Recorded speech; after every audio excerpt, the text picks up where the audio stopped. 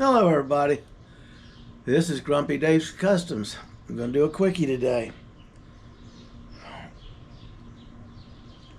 Everybody's wondering what's going on. I'm going to do it for you here. I'm going to move my little phone being used as a monitor.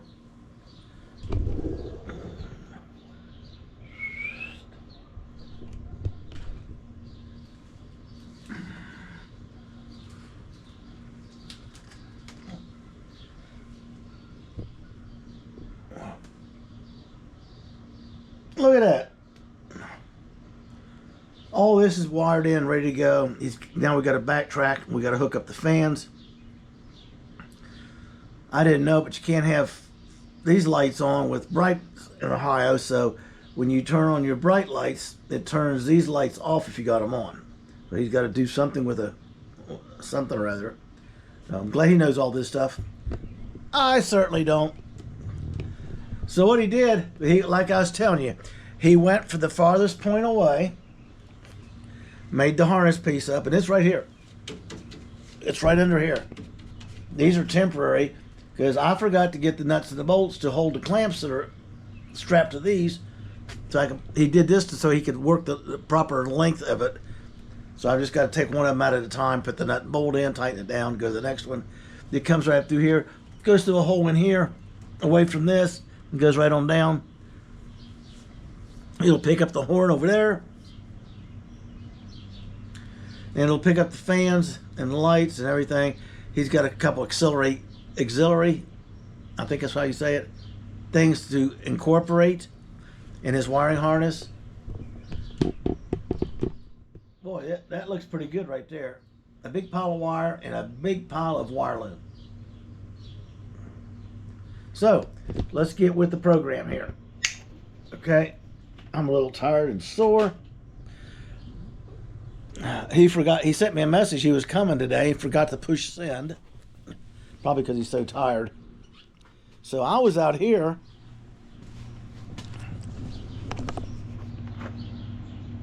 doing the rallies that the wife wants on here.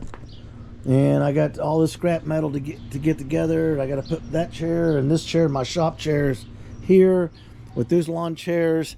Then I got to clean up behind the garage, my storage spot. And all these blocks and all these boards here go out there, out of sight, out of mind, until I need them. Okay. That top will be worked on when I get around to it.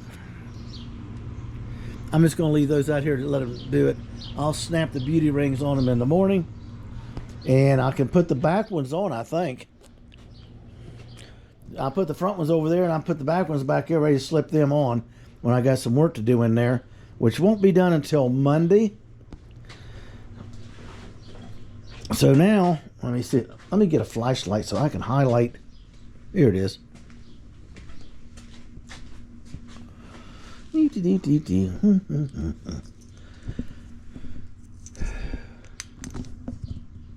had a bunch of stuff to do. So we're going to take this off, close this. We got to remove that steering column. I told him I'm going to keep lubricating it, and he can try to pull it next time.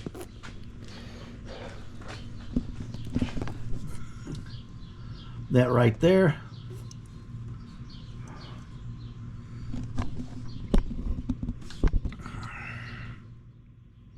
Okay.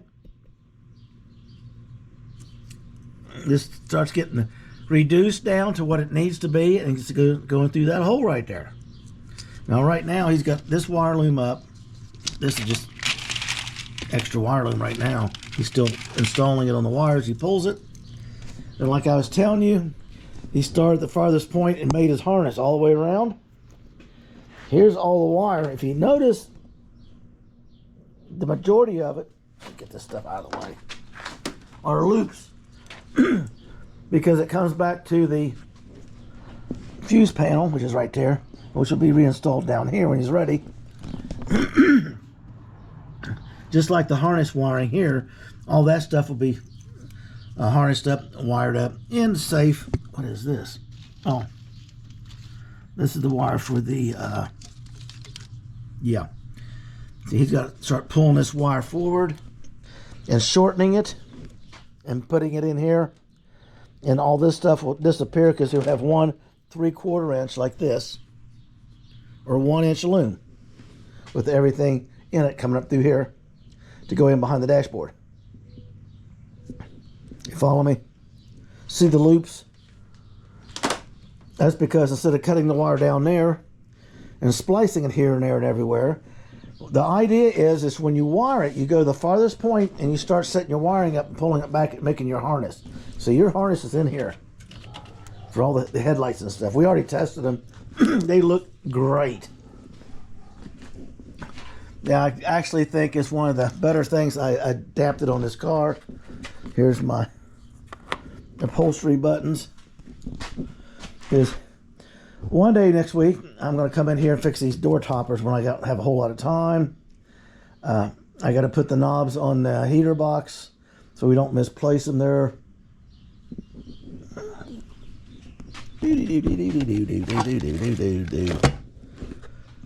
Already moved them and misplaced them. Right here, with all these boxes of stuff go on the car, it's starting to actually shrink. Okay. There's the horn that goes on the car. Here's the stuff he's working with. Here's a 1/8 inch loom or 1/4. Looks like a 1/4 to me. Anyway, here's extra wire. He's even more extra wire. His wire he's cut out. So now what happens is that panel gets bolted down here where it belongs. And you see the studs right here? With these nuts and bolts I got right here, and I tighten it down. Then he takes the wire with the wire and brings it up here, figures out where it's going to be. He cuts it, takes the loop out, puts a fitting in, clamps it, heats it up to seal it, and he offsets them all so they all fit in the loom. Now, if there's a problem, and he checks it up here, and he's not getting power, unless a mouse is aided or something, he can come right back here, zip this loom open, and stick a tester on those fittings just before that fuse block. And he basically has the ability to do all the work in one spot instead of trying to figure out, was the wire cut here? Did we splice it there? His philosophy is you hook it up to what you're hooking it up to. You run the power to where it's going to go. You put the less connections you got in the wire, the better off you are. I kind of like his method. I like his work. Don't get me wrong. Here, let me try to get this thing in here right. There it is. Ha ha.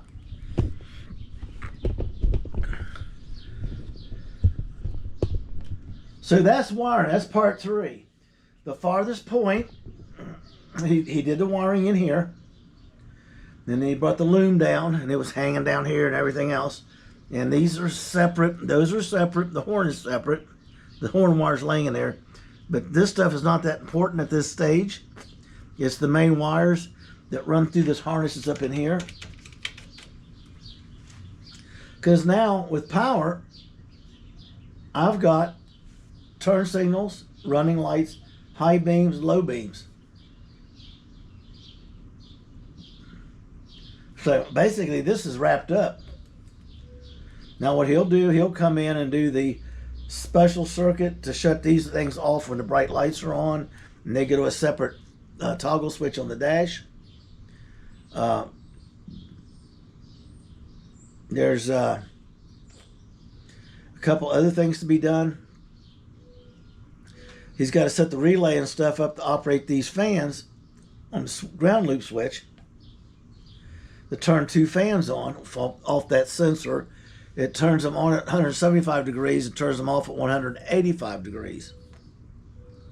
The other sensor that's sitting behind it is the one that the wire goes on, and it goes up and straight to the gauge, okay, for the temperature.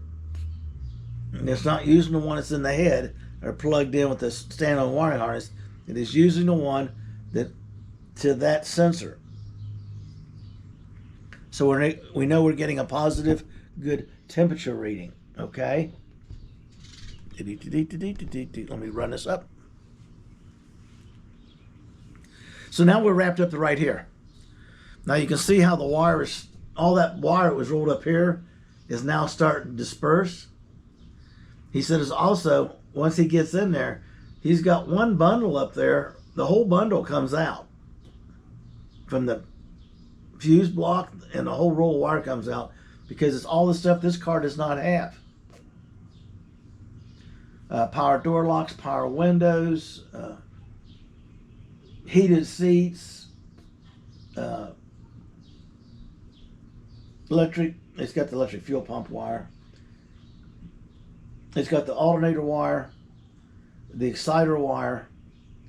The only basic wire, like I told him, that I really need him to watch for is a solenoid wire and make sure it's left long, because I got to go down, estimate the length it's going to need to be to stay away from the headers and go on the starter solenoid.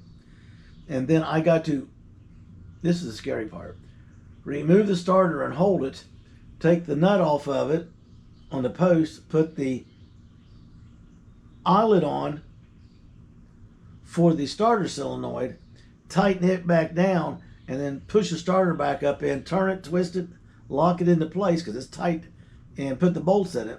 And that is when you turn the key on, the solenoid wire activates the fuse panel, which turns both panels on, and we got power, we're energized, we're ready to go.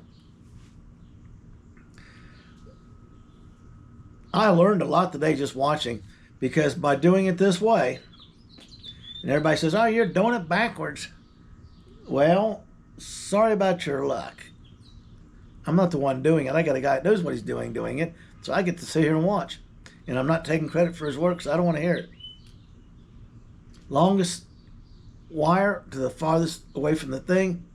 What we're doing is he's flipping everything, because a British car, the fuse block is on the passenger side, which is the driver's side over in the UK. Okay, now it makes sense to you? And the American one's over here. So when I put the fuse block over there to make all this line up to make it easier to get it in through the car, that's the way it was designed. Now he's got to do all this jumping through the hoops to make it work. So we go to the farthest wire, instead of being to the passenger's headlight, to the fuse block here. It's the driver's headlight back to the passenger wall where the fuse block is. Now you got to remember, here's the fuse block, here's the firewall, here's the ECM directly underneath it, bolted to piggyback almost with that piece of firewall between them. And this one has the OB2 port, so you can plug it in and see what the hell's going on with your engine. It also has everything you need.